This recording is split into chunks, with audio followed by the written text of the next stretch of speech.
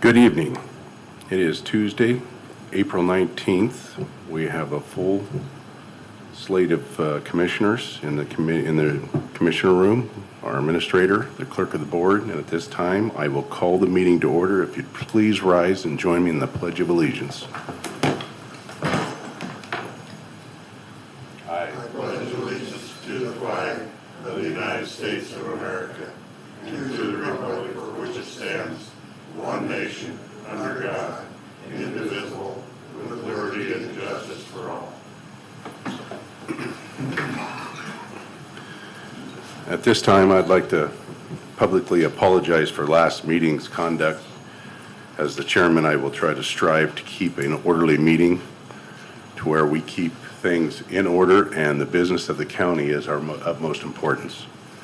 So with that, we will go to the approval of minutes, April 5th and April 19th. Mr. Chairman, Chair recognizes Commissioner Peck.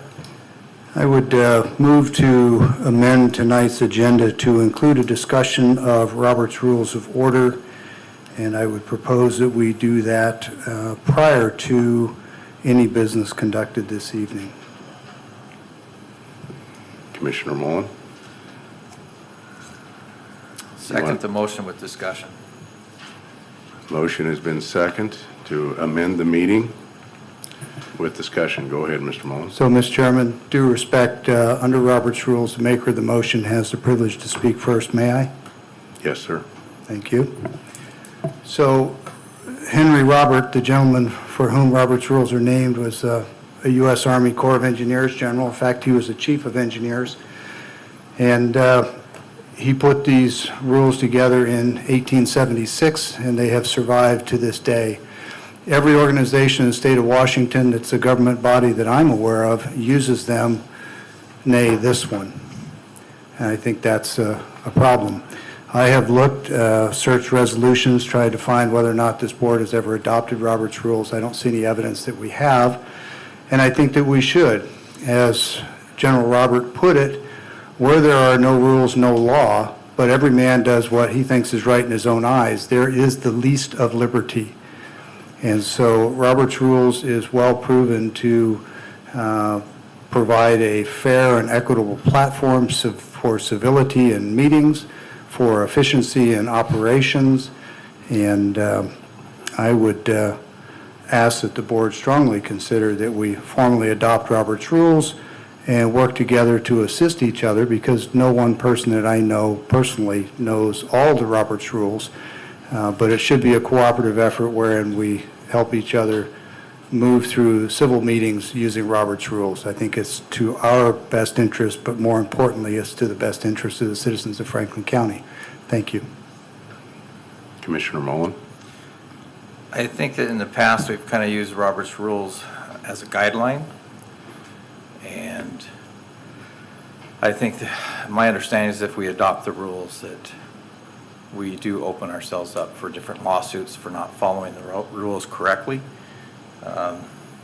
Robert's Rules are quite extensive, and I believe that it's in the county's best interest to just follow them as a guideline, and I think that with mutual respect we can conduct the meetings in a timely and fashionable and respectful manner.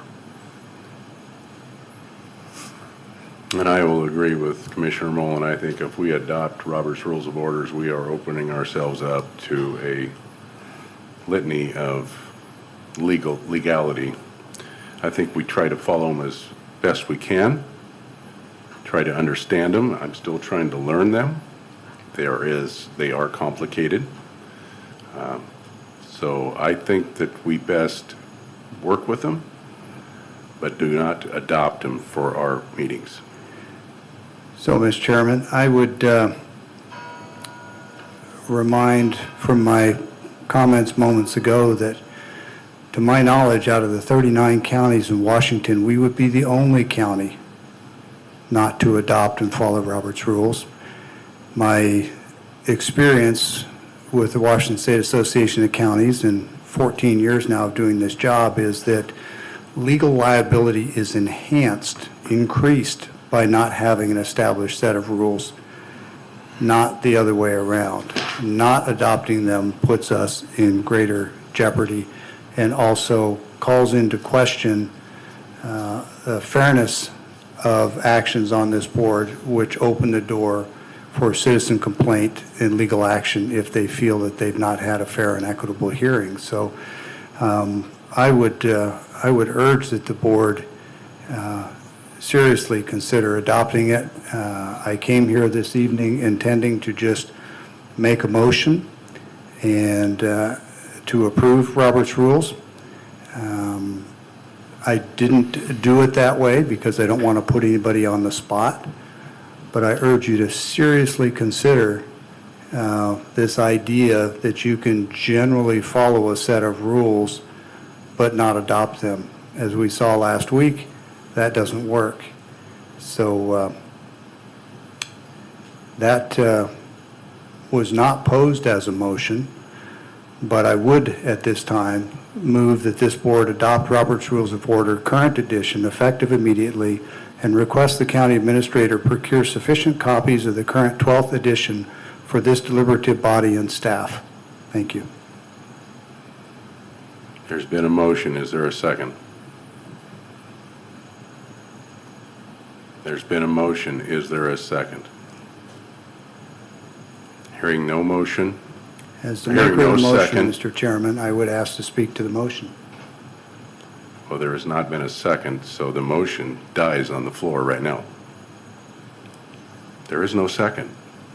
Already, you're trying to create new Robert's Rules of Order. Actually, I'm... If the motion doesn't get a second, it dies at that moment. There is no motion no longer. Okay. What I'm doing respectfully, Chairman, is illustrating that when you don't have Robert's rules, there are no rules. And therefore, for you to tell me it dies for lack of a second is exactly the point. When there are no rules, anybody can do anything they want at any time, and that's simply not acceptable for a public body to have civil meetings. So I'd urge one more time to adopt Robert's rules and ask for that second. We can work together to understand what's required. No one, myself included, will use it as any kind of a tool to leverage others, but it is essential for this body to have fair, lawful, deliberative, civil meetings. So I urge you to reconsider. There has been a second motion to adopt Robert's Rules of Order. Is there a second?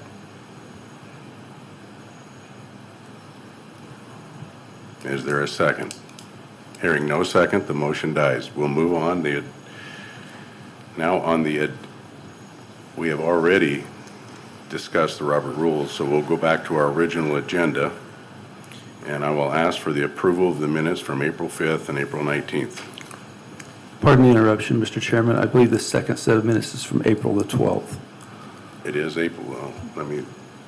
Just Yep, clarity. it on is the record. April 12th. I have this, my original, and I didn't see that. Yes, April 5th and April 12th. Is there any additions, corrections? No corrections. Hearing none. I have a comment on the April 12th meeting minutes.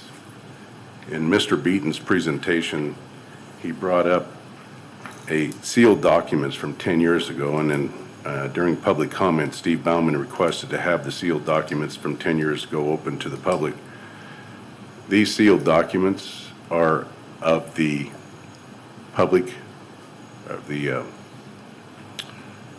Public Works.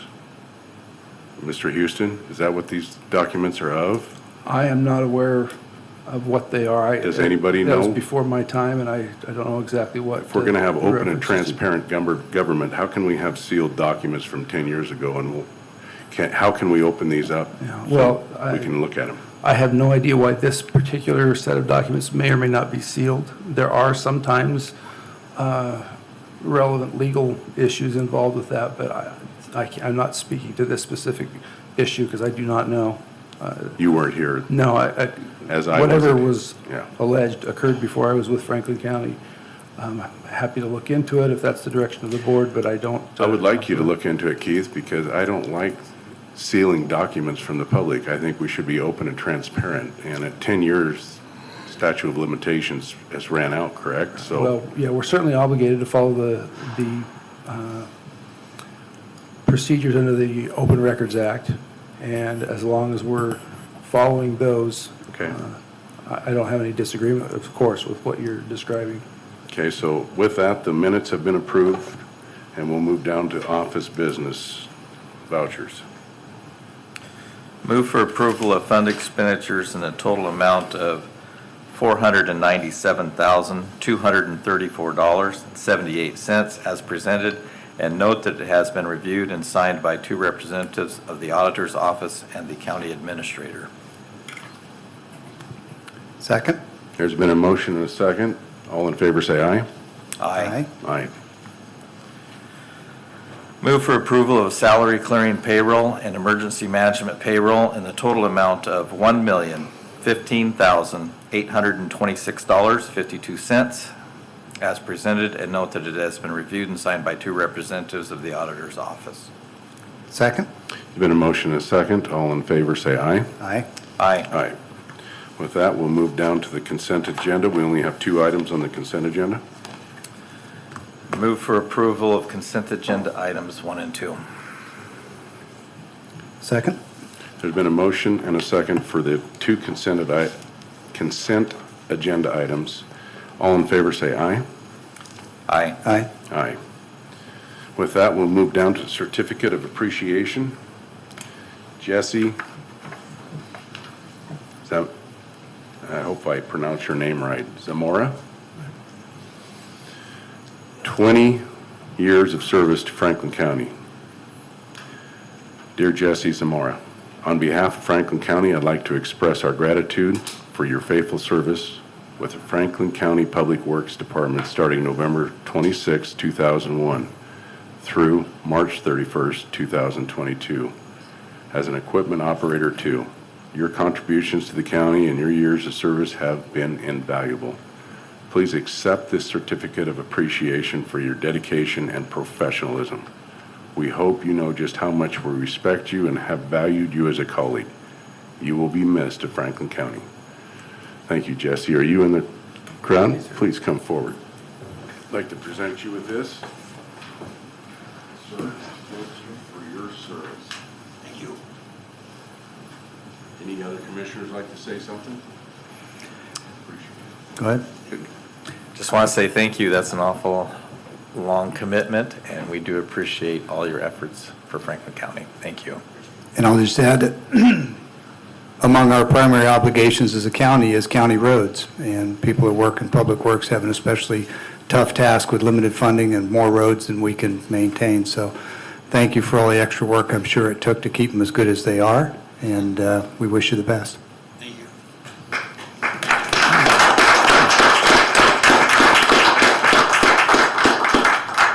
So with that, we'll move down to the Commissioner Administrator updates. Mr. Johnson, you want to lead us off?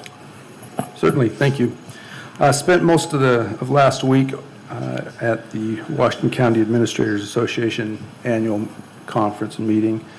We had an opportunity there, of course, to discuss amongst ourselves what issues are going on in other counties around the state. There is a great deal of similarity over major issues, whether it be redistricting and elections, some of those challenges that everybody's facing.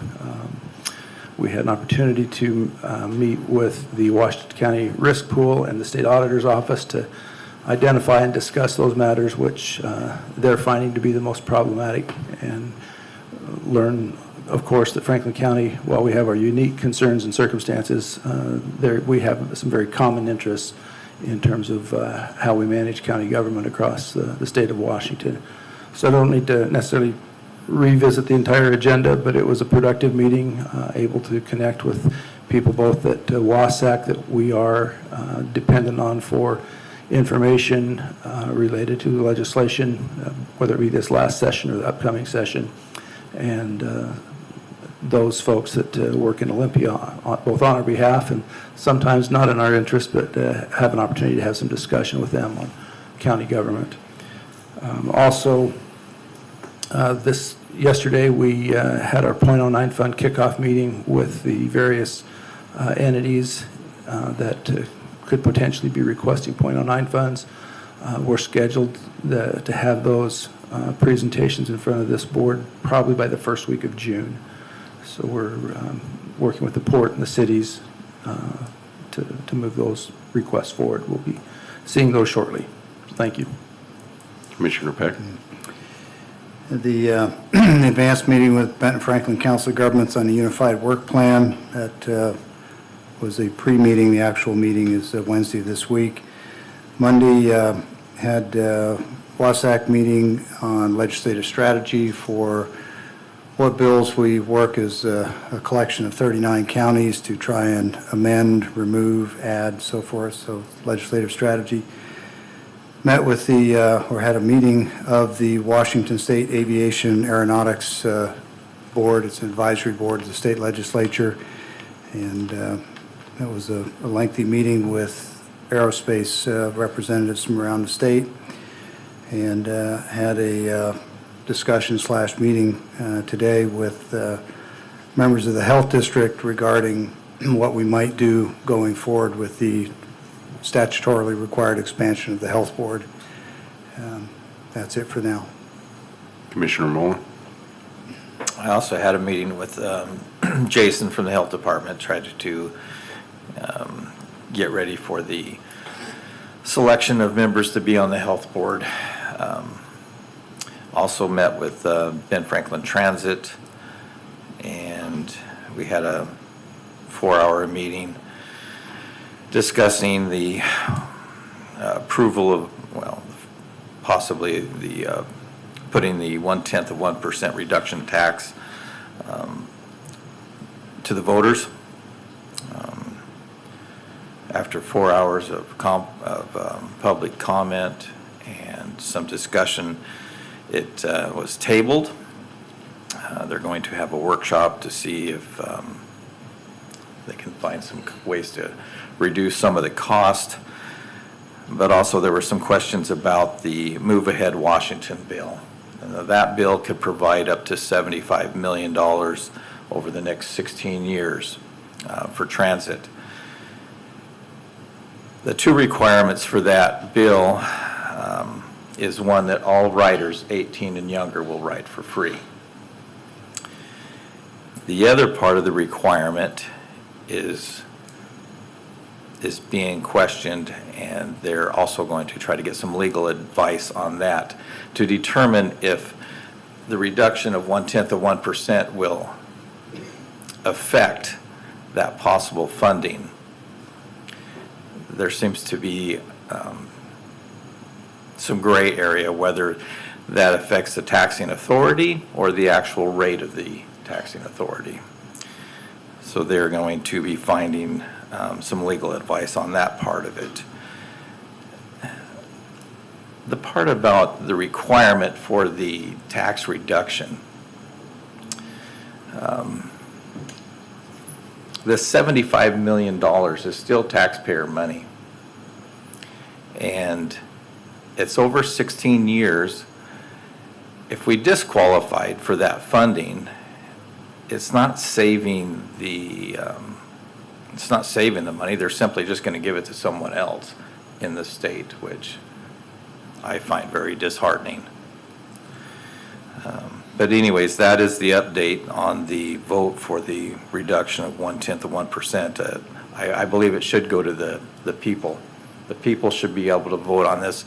They're the ones that are paying it, and there's a lot of other demands in the county where that money could go to better benefit the community rather than strictly onto the transit. Also had the set-in on the meeting with WASAC on Monday, and that concludes my update for this week. So I too, Franklin County has 2 commissioners on the Ben Franklin Transit Board. And I too was in that 4-hour meeting and brought up some facts that was presented to me, and that is that since 2020 to 2021, the amount of tax revenue that Ben Franklin Transit has collected is up 22%, which is $8.5 million. 1/10 of 1% will equate to that amount of money. Since 2010 to 2021, their taxing has increased 46%. The increase in the 0.06% collected is up 46% from 2010 to 2021. That same period of time, from 2010 to 2021, their ridership is down 64%. So these numbers simply are eye-popping. And if Ben Franklin Transit doesn't realize that mental health will affect their transit system, they need to go visit Seattle and Portland. People are getting on those buses and they're sitting down and they're sitting on needles that are poking them and they're suing the transit system. Mental health is going to have a direct impact, and if they don't want to try to remedy that, then they're creating a bigger problem for themselves. We are simply saying, you've got a lot of money. You got a lot of money right now in excess funds, knocking on the door of $100 million. We're simply asking that you let the voters have their say, have their opportunity to say whether or not they want to keep it at 0.6, 0.06, or we want to lower it down to 0.05. We want to remove ourselves from the situation. I, myself, as a director of Ben Franklin Transit, do not want to lower it. I want the taxpayers to lower it if they so choose. I also got a call from a Connell resident that's very upset with the fact that they're contemplating putting these solar farms up there on productive ag ground. We're seeing this more and more prevalent everywhere, and in talking to a few other people, the place to put these solar farms would be out at Hanford, where it's a reservation anyway, and that'd be the perfect spot for them to put it. Keep it off the ag lands, keep it off the dry land farms, keep it off of any ground that habitat is needed for the creatures that reside there. When you put up these solar farms, nothing grows because they cover up the soil. No sunlight gets to the ground, no plant life grows, no animals can live. And then the last thing I'd like to say is I attended Piper's retirement party today. We've lost a great person in the assessor's office. She was a incredible person, still is, coming back to help people and educate them on how to make sure the job gets done right. And I just tip my hat to Piper because she is a true patriot and wants to make sure that the county is run at its utmost best. So thank you, Piper. With that, we'll move down to public comment. Is there anybody here for public comment?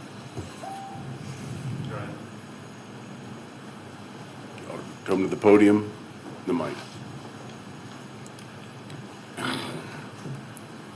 Hello, Commissioners. My name is Glenn Stockwell. I'm Chairman of Washington State Economic Development Nonprofit. Sole reason it was put in place was to promote fast-track completion of the Columbia Basin project. Commissioner Mullins, I know I've traded a few emails with you over the years, generally all on the Columbia Basin project. I'm coming before you tonight because I don't know if you know it or not. On August 10th, 2021, the $1.2 trillion bipartisan dollars were approved for infrastructure projects like the Columbia Basin project. They've been passed at the House, the Senate, and have been passed signed into law by Biden. So there's, right now, the money is still sitting on the table because Senator Manchin stopped them from dispersing it. So we have an opportunity here that we have not had since 2009 to acquire the funds, and we cannot put a project in without money. We live in a monetary society. You have before you an opportunity, and I know that in 2020, Commissioner John Marshall had everyone sign a document, and it was sent off to the Secretary of Agriculture. I know the response that you received back on that. I'm hoping that this evening I have 2 questions for you, or 3 questions. Would the Franklin County Commissioners be willing to act as a project agents similar to what took place in 2020? Excuse me. To assemble an Eastern Washington joint video conference call for the Commissioners of Franklin, Adams, Grant, Lincoln, and Spokane counties. Excuse me. The reason I'm including Spokane County is that that's where the original project began years ago.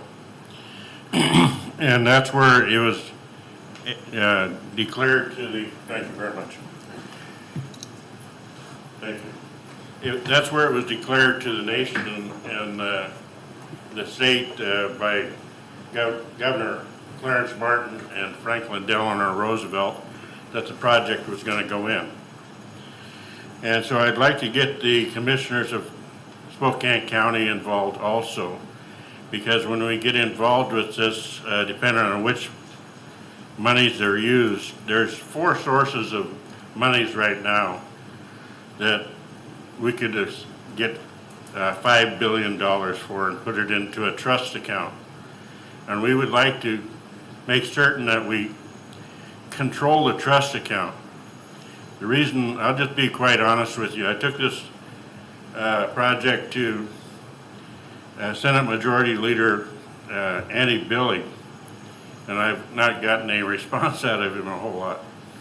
And I know that there's a lot of contentions. I've been going to Olympia since 1987. And it's my responsibility as a nonprofit to promote bipartisan projects, and I've tried that. But the honest truth is, with all the contentions that we have in politics and around the world, it's normally a tongue-in-cheek operation. There's not a whole lot of truth to it. Mr. Stockwell, that was the 3-minute limit there that we had on the public comment. Are you about wrapped up? You got just another line or 2, or? It's longer, but I can hand this out to you. I put it in an email form in large letters. Okay. And what I'd like for you to do is consider doing this real soon, because as you know, public monies disappear real fast. And in 2009 on the TARP monies, it was 1.4 trillion.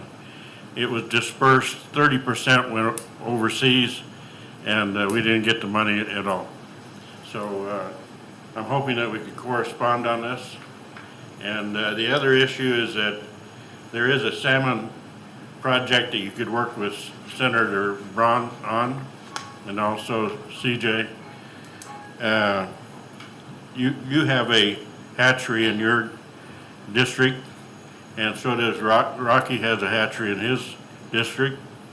And we have a proposal that we can guarantee there will be 1 million salmon returned to the Snake and Columbia rivers in 3 years. If we increase the salmon to the river, we'll remove the concept of removing the dams. So, Okay.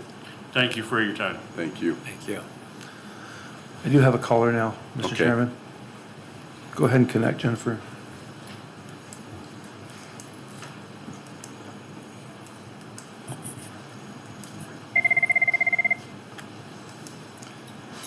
Good evening. Is this Mr. Dorsey? Yes, it is. You have the floor for 3 minutes, please. Thank you so much, Mr. Johnson. Good evening, commissioners. Glad to see you all, though right now I'm just hearing all of you at the moment. I wanted to recognize a couple of employees in the elections department. These are 2 individuals who have helped me so much with all of my elections questions, documents, and just trying to figure out how everything works. And it's just really gives you a lot of faith in our election system and how it works. Those two employees are Ashley Hayen, I hope I pronounced her last name right. She's the election administrator, and Shannon Kimball Hughes, election assistant. So they went all the way to the Secretary of State's office just with one of my questions in hand about obscuring the results for really small precincts and understanding how that works, why it works. And they went all the way to get me that answer. And they did. It was really cool and just really appreciated that. They even assisted me in figuring out like the new precinct boundaries throughout the county, how they get managed, how they shaped and all that kind of stuff. And I'm not even talking about how they are on the ball with all the returns, matchbacks, and challenge lists. It's just really cool. They've always been transparent, earnest, and fantastic public servants. And I seem to recall last week there was a mention of recognizing public servants. And this is me doing that. If you needed or wanted a source of faith in our mail-based election system and that it's in good hands, you don't have to look any farther than your own elections department under the auditor. You got a great pair of folks there, and I just wanted to give them a shout out and recognize them. That's all I've got. Thank you so much, commissioners. Have a good Thank day. you. Anybody else for public comment?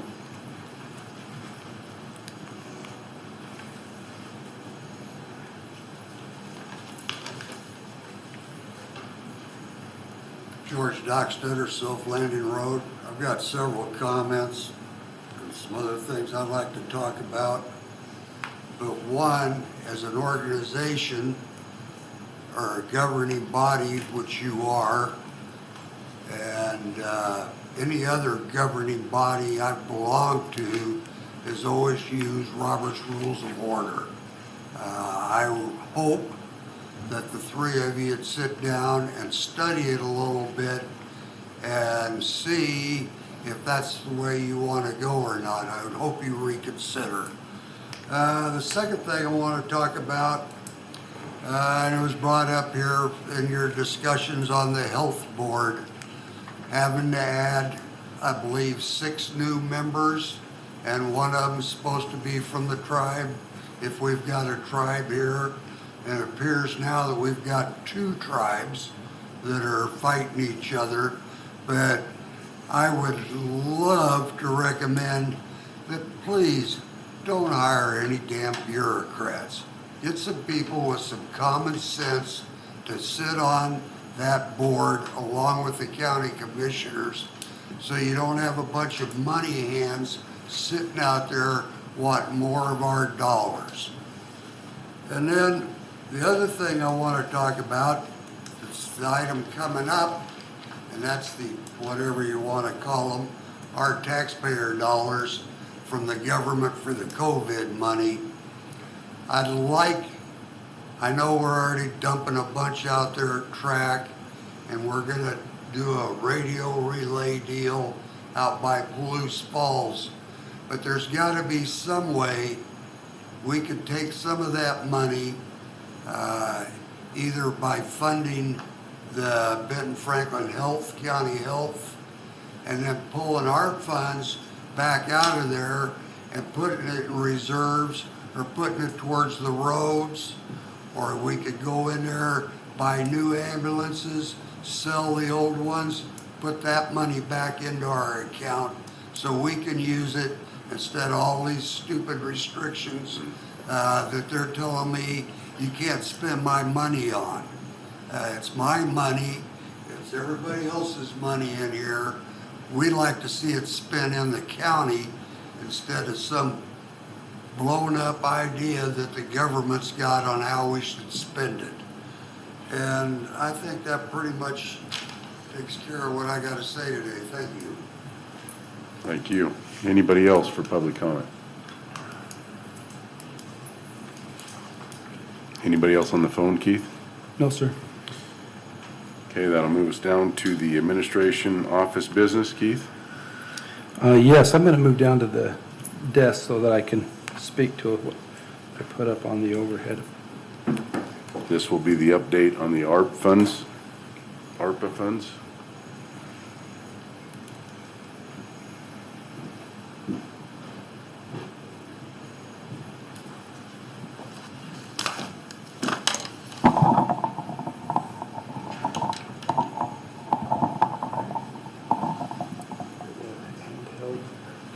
It's fine, just the way. They can hear me? All right. Thank you.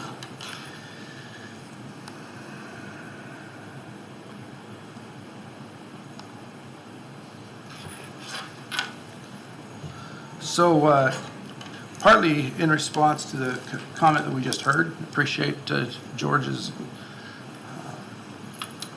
input on this as well as other members of the community. But it's been a few months since we've talked about an update of what our plans are for our ARPA funds. And we want to just kind of briefly cover where we are at this juncture and what we have to look forward to coming ahead of us. I mentioned my meeting with my fellow county administrators last week. This was a topic of discussion to try to get some understanding of shared knowledge of what other counties are doing around the state of Washington. Since we last talked about this, I believe it was in September, the Department of Treasury has issued their final rule. We were operating under a interim rule at the time. There weren't substantial changes in how the federal government is viewing. I will use the term ARPA, which stands for American Rescue Plan Act, just for the benefit of those hearing that nomenclature for the first time. But that's the act that set aside money directly to Franklin County. We were allocated a total of $18,495,757. We're receiving it over 2 years. Our first tranche that we received last May was the first half of it at $9.2 million, and we expect to receive the second tranche of $9.2 million sometime in May. In terms of when we use those funds, they have to be obligated to a particular project or purpose by December 31st, 2024, and they have to be completely spent by December 31st, 2026. So that's the positive side of that is we have still some time to develop some of the projects that we have proposed. I'm going to talk about it here in a minute. But as we all know, those times move by fairly quickly, and so some public works types of projects that we might consider sometimes take a long time to go from idea to the completion phase, and so we want to be very careful and aware of those deadlines that we have.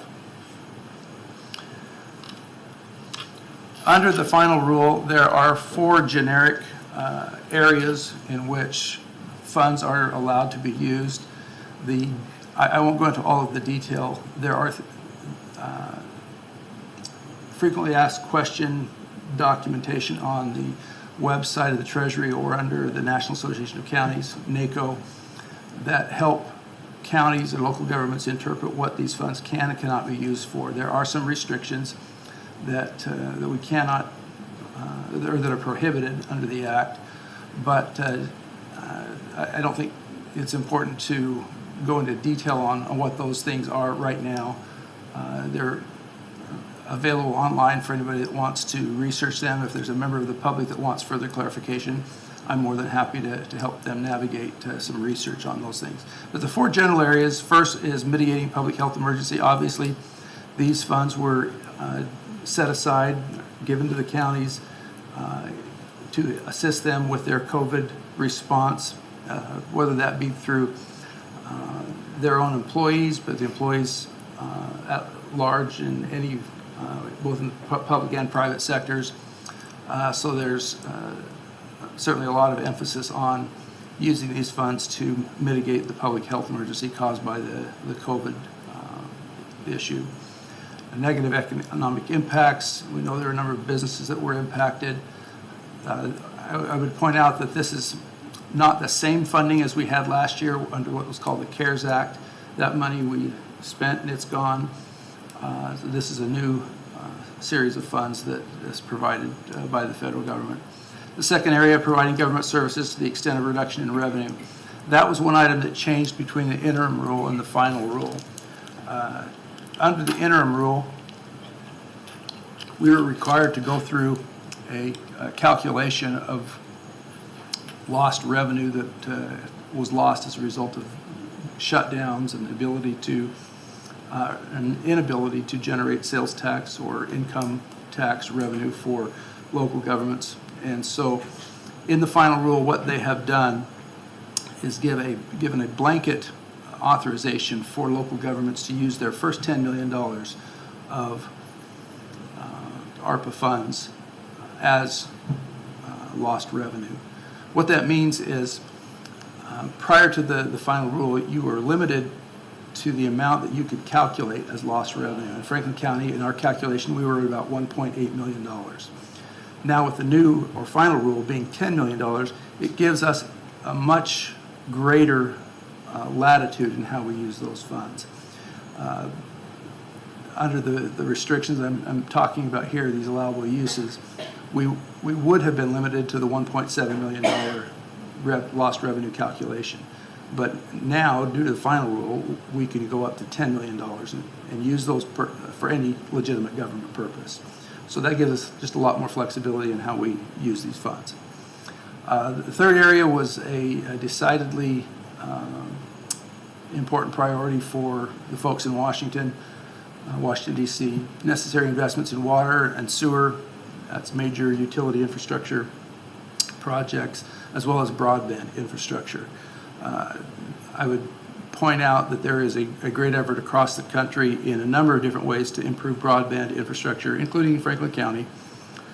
There are additional funds that are available to local jurisdictions and local utility districts to implement more broadband services within the community. So right now, I'm not necessarily recommending that we have a major investment of ARPA funds in broadband, but we are looking at some of those additional funding opportunities through both the state and federal government to expand infrastructure benefits in Franklin County. Then the last one really didn't apply much to Franklin County. It's called Premium Pay to Essential Workers During COVID-19 for Public Health or Grants to Eligible Employers.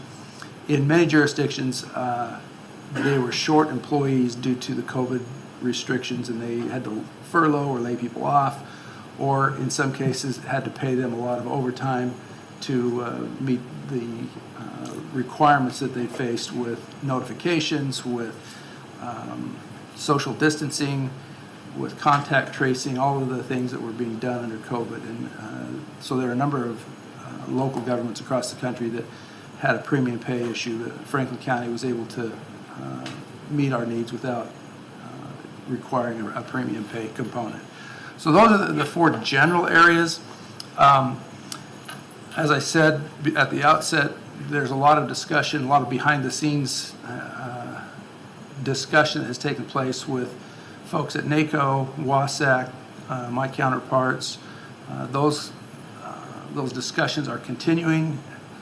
Franklin County is, I would say, right in the middle of the pack with other counties in terms of what we've already committed and what we intend to commit. Some local governments haven't spent any, some have spent very little, some have spent quite a bit. So Franklin County, I think, is right in the middle of that pack. So with that, I'm going to show you a spreadsheet. So what happens to the funds if they're not used by the timeline? They would revert back to the U.S. Treasury, and then they would do whatever they would do with those, whether they reallocate them to another project or priority, or essentially pay down the federal debt, I guess. But it would be up to them to decide what to do with money. It's not like we could keep those funds. We have to have a plan for spending them in place and have them used by those deadlines. I have here a spreadsheet, and it's very basic. We'll kind of walk through some of this. The items that we see in yellow are the items that Franklin County has essentially already paid for. We've received invoices, we paid those, the board approved those items, and if you want to just, I don't know how much time you want to take, we can walk through those. There was some safety messaging we did with Benton County and the other cities in the Tri-Cities. We have purchased some safety masks for the Superior Court. We have spent some of the ARPA funds on the remodeling of the assessor's office and acquired a mobile morgue trailer for the coroner's office and a letter opener for the treasurer's office. The items. Keith, Yes. sorry for the interruption, but this being presented obviously is public information, public record, and I'm sure people in the audience are wondering how they get this. I don't know that we need to go through line by line this evening. I'm not opposed to doing it, but I'd like, while people are here, for them to know where they can get this. Would we put it on the webpage? We could certainly do that. I'd be happy to email it directly to anyone that wants it. I do have a few copies. Okay. I just want people to have a If sense of somebody where they wants to can take get one it. home tonight, I'll make a copy available to them. Okay. Thank you. The items in blue are things that are somewhat underway in terms of process, various stages of completion and commitment. Those range from pretty small items like some cleaning supplies in the jail all the way up to the $6 million Phase 1 Hapo Center project that we received a presentation a few weeks ago on. Those are some larger, generally it's some larger ticket items that, as I said, are already in place. With the exception of the HVAC modernization Phase 1, all of the other items in blue were included in the 2022 budget that was adopted. Those were adopted in anticipation of being able to use these ARPA funds to complete those. I've kind of bunched them together for purposes of this discussion. Each one of those items, particularly the sheriff's office supplies and equipment, have an entire list of things that are covered under that. So those are items that we've pretty much committed to and are in the process of moving forward. Then the items that are not color-coded are items that we're looking at. We've been presented some opportunities with various groups. Those include updating our HVAC system here at the Planning and Safety Building, some business grants through the Tri-City Chamber of Commerce and through the Pasco Chamber. Basin City Water and Sewer has asked that we consider helping them with some capital infrastructure needs in their water system, as has the Pasco Heights Domestic Water Association. Both have some major capital projects that would qualify here in Franklin County under those areas that I mentioned earlier. A request from the PUD to talk about broadband expansion, and the Benton Franklin Council of Governments, an analyst position that they want to retain that works part-time for Benton County and part-time for Franklin County, and they wanted to make sure that Franklin County participated. Like I said, those are items that we have not committed to, but we are in process of looking at the details, and we would anticipate a more formal presentation before this board before we would authorize committing funds to those projects. Without spending too much time on the numbers, that gives us about $4.5 million of the 18 that we have not yet really initiated a commitment for. So we're still entertaining ideas for new projects.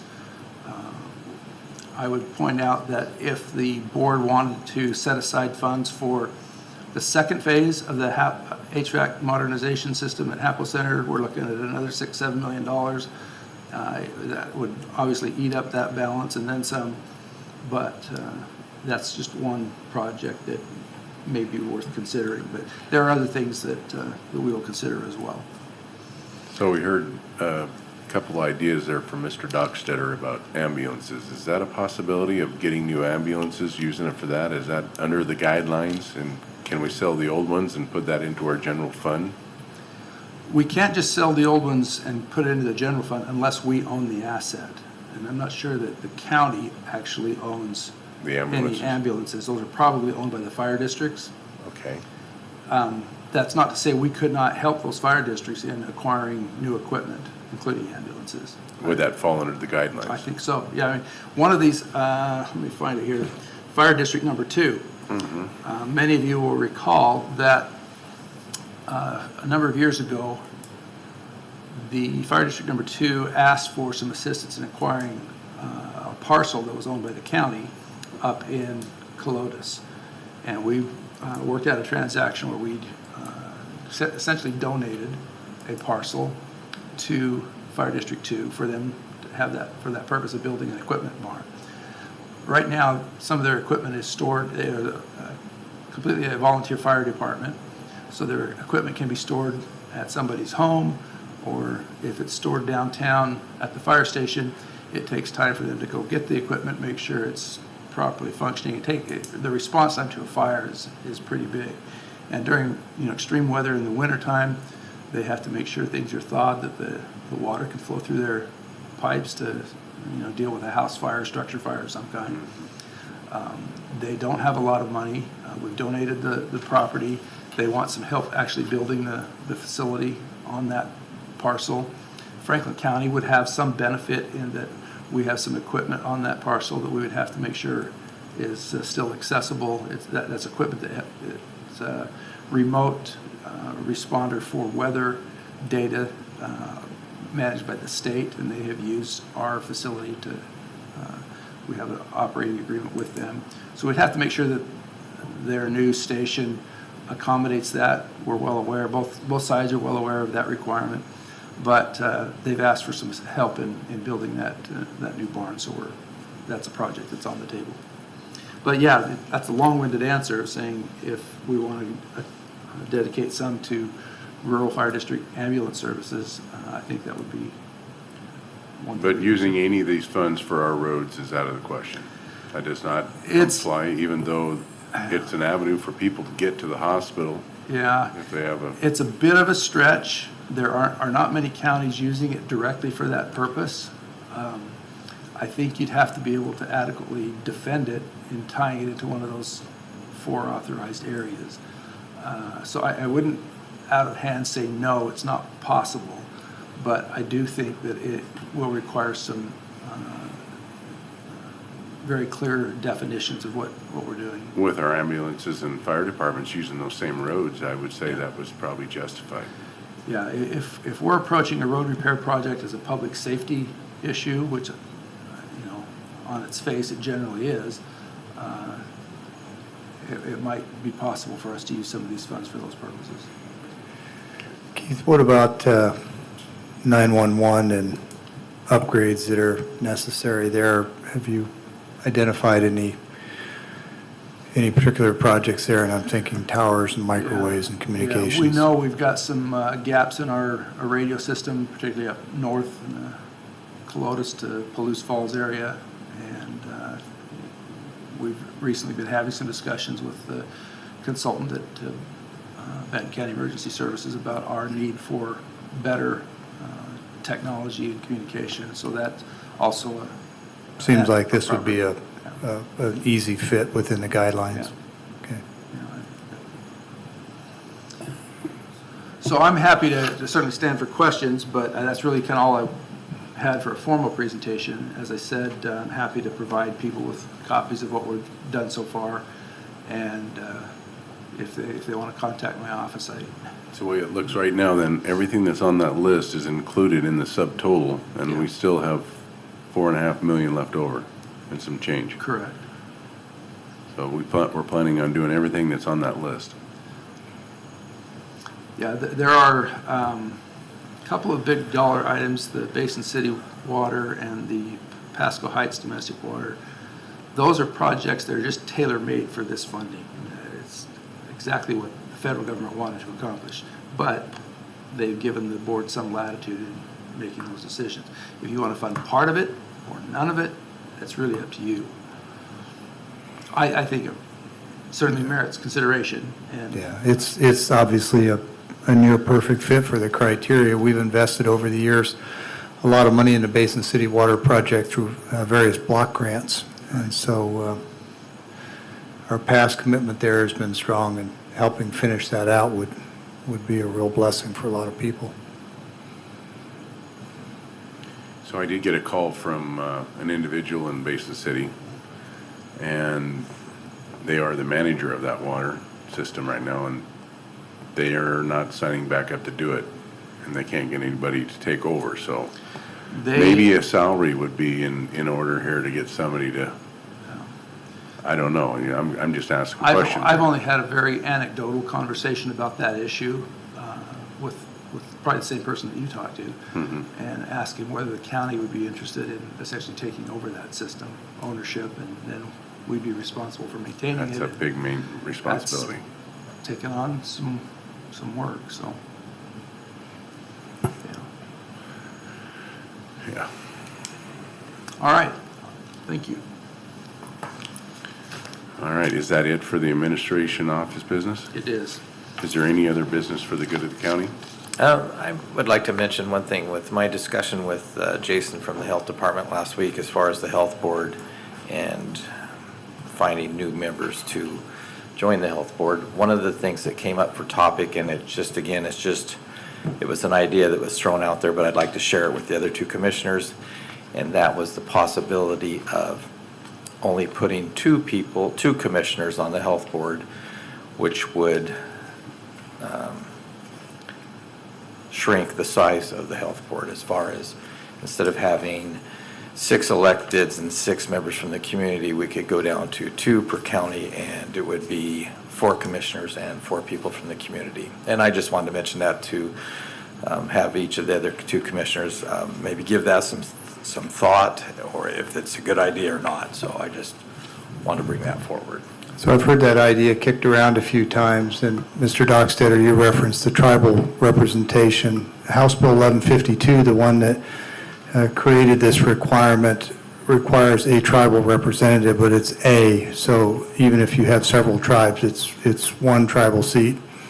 And the recommendation comes from, I don't remember the name of the organization, but it's a Native American Tribes Association, we'll say. It's a metaphor. And they'll put forward a recommendation, but it's up to us locally, actually, who gets appointed. The statute also says that if your health board is of a certain size, let's say 6, then you have to add 6 additional seats. And I've been told numerous times that that means 6, not 5 and not 7. And there are specific requirements in the statute for various types of positions, whether they're physicians or some other thing. So while some people have advocated for making the board smaller to reduce the number of additional seats to be added, other people have pointed out that if you take that too far, you won't have enough seats to add the required number of additions. And if you make it too large, then the board potentially becomes unwieldy. So I'm not taking a position on it one way or another, just adding some light to the discussion on what the law actually requires. Thanks. Well, one thing about it, as far as if we did the possibility of shrinking the board down, the more members you get, the more difficulty is in getting everyone to show up at every meeting. And if we did reduce the size to 2 commissioners from each county, that possibly if one commissioner was not able to make it, they could have the other commissioner come in as a substitute for that particular meeting. Just throwing the ideas out there so everybody's aware of what's being discussed. And just for clarity, these additional members to the Board of Health have an equal voting say. Yes, as far as I know. I don't believe that's the case, but I'll just say I'm not 100% certain without going back and checking the statute. Mr. Johnson, do you recall? Something in the back of my mind says that most are, but not all, but I could be wrong, so I'll go research it and find out. Well, my opinion that the people of the counties elected us, and this is a great source of income or amount of money that we're dealing with. And for people that are appointed to have the same say as the elected officials, I think is wrong. What I was trying to recall is that the statute limits voting on certain matters, pecuniary, fiscal, financial matters, and I think personnel matters. I'm going back a ways here, but certainly the financial side, those are limited to elected officials. So, if you have additional representatives on there, they wouldn't be voting to spend taxpayer dollars. They may have a vote in other areas. I believe that is correct, and the whole situation seems to be somewhat convoluted, so That's I what I'm just taking from it. wanted to open it up for discussion as so that everyone has the opportunity to take a look at that to make sure that what we're doing is correct and it's just not a last-minute decision. And if we could, I'd like clarity on it. I mean, we'd like to make sure that we have this down pat of what we're dealing with, because I'm hearing that nobody's for sure about who has a say in financial matters, and we don't have firm ground here. I'd like firm ground on where we stand. It seems to me as if the state's trying to dilute our voice, and it looks to me like they have almost weaponized the health department to take away the people's liberty. This is what worries me. So with that, if there's no more business for the good of the county, this meeting is adjourned.